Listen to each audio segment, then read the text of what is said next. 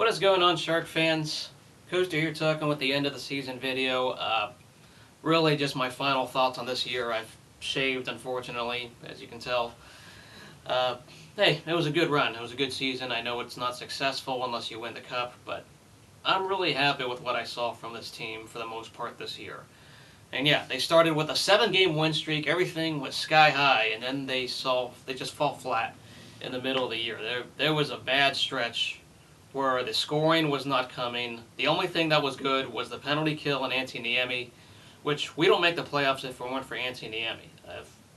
I know the Sharks don't get on the national radar and people wonder why he's in the Vezina conversation, but if you watched this Sharks season, the way things went, Antti Niemi was the only consistent player throughout the losing and winning. I thought Niemi, he deserves to be in the conversation. I'm not going to say he needs to win the trophy. I won't be mad if he doesn't, but I am happy he's in the talks and in the nomination. He does deserve that much at least. Even though statistically he doesn't have the best save percentage or goals against average if you're a stat picky person, but he played a lot of games and had to play most of them. He was consistent if you watch the games, so good job. So quickly, Antti Niemi, solid season. I'm proven wrong, so good stuff. Going on though. Let's look back at the off-season acquisitions of the year before. The biggest one, Larry Robinson. Hope he stays for this team long term. I thought he did a very good job. Penalty killing was much better if you watch the previous year. I think they were ranked 29th or 30th in penalty kill, and I think now they're a top 10 penalty killing team. They looked a lot better on the ice just if you're watching the games. I thought we looked better fundamentally. And Robinson played a big impact on that. Give credit where credit's due. The other pickups, Brad Stewart, turned out to be a good pickup. Very good defenseman. Welcome back. And I thought he was a little past his prime, but it shows that he can still play defense. If you watch this year, he was worth every penny, I feel. I thought it was overpay. I didn't think it was worth getting him, but he turned out to be our best free agent pickup out of players for the last season. Other guy, Adam Burish, Scott Gomez. Gomez was okay. He brought some life to the bottom lines, but Burish, not exactly thrilled over that contract still, but it is what it is. It's not a whole lot of money. I still don't know why our team loves him, but he was okay. He was just average to me. But I know he's on there for another 3 years. So going on, still thought Stewart and Robinson, very nice pickups though, in retrospect. Going to the rest of the season, we go through a bad slump. We trade our dead weight, and that was the best thing possible. We traded guys with an expiring contract. Michael Handzus, you got Brian Clough traded. You even have Douglas Murray traded, and those were the 3 guys who were not doing much for this team with an expiring contract. And I'm very thankful Doug Wilson did not try to do an all-or-nothing type of deals and go all in. We had to sell those guys. They weren't coming back. They weren't worth it. They were not playing well. Murray was a liability on defense, really a 7th defenseman to me. You know, he had a great time with the team, but he was falling off the last 2 years. I'm happy we had to get rid of him.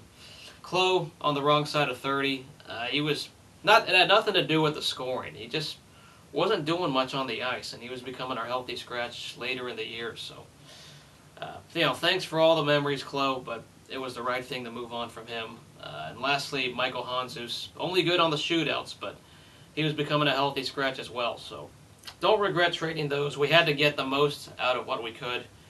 And now we got 2 second-round picks from Pittsburgh, one in 2014, thanks to going to the Eastern Conference Finals. We have 3 second-round picks in this upcoming draft, and I know we'll probably use one of them on a rental, but I'll talk a little later. Just happy we got draft picks and we sold at the deadline. And then also we did a little bit of buying. Scott Hannon and Rafi Torres. Both guys I think that should come back, but I could see Hannon going to another team. Wouldn't kill me. Proved to be a good late defenseman, and Rafi Torres provided better grit than Ryan Clough. I thought, even though he's older, he really provided better life on this team, so I would like to see him come back. It's really weird, it feels weird to say that, because with all that he did a few years ago, and what he did in 2006 to Milan Mahalik, I'm not going to forget that, but I think I can forgive him for what he did in this short time with the Sharks. I'd like to see him come back, so those two, pretty good rental pickups, and we didn't give up a whole lot. Going on. Yeah, the mid-season stretch was bad, but we switched Brent Burns to a forward position. He suddenly plays way better. It makes you wonder why Jacques Lemaire switched him to a defenseman in Minnesota, because forward is his natural position, from what I've been learning.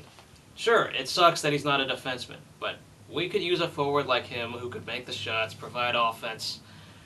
He has a lot better shot than Devin Setaguchi, I'll tell you that much. The only player I might miss is Charlie Coyle, but Burns has way better offense than Devin Setaguchi. I don't regret that trade.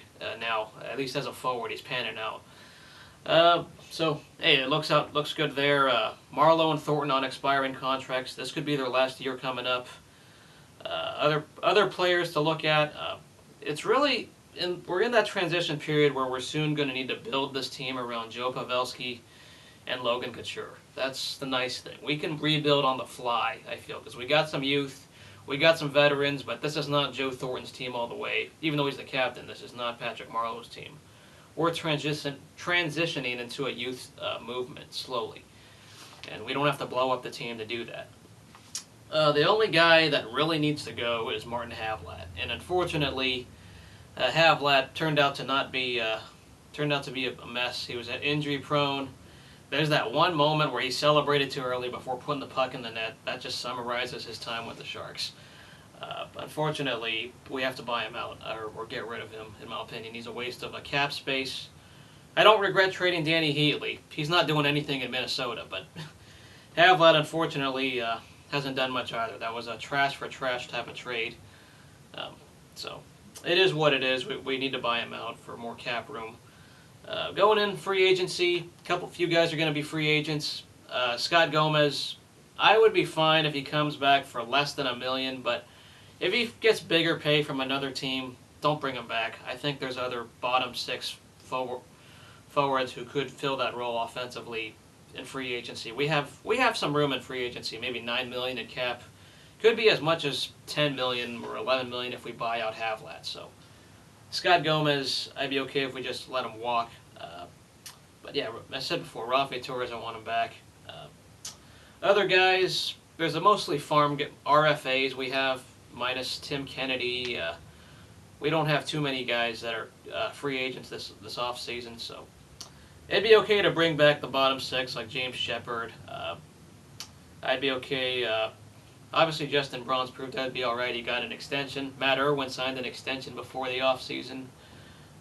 Thomas Greiss, that's the only guy I think that's going to be walking.